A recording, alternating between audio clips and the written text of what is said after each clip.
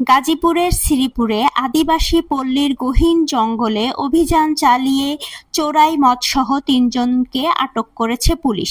এ সময় ৬ ড্রাম চোরাই মদ জব্দ করা হয়। বুধবার ১৯ আগস্ট সকাল ১০টার দিকে উপজেলার বর্মি ইউনিয়নের পোসাইদ এলাকাবাসীর সহযোগিতায় এ অভিযান পরিচালনা করা হয়। আটকরা হলেন মায়ারানী, জোনাকি ও সুকুমার।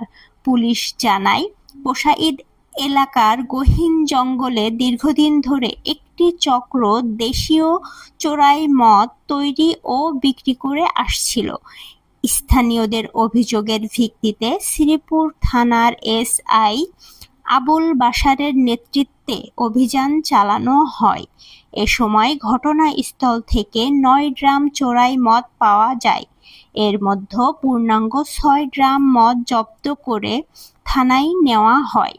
আটক ৩ জনের বিরুদ্ধে আইনগত ব্যবস্থা নেওয়ার প্রক্রিয়া চলছে বলে জানিয়েছে পুলিশ।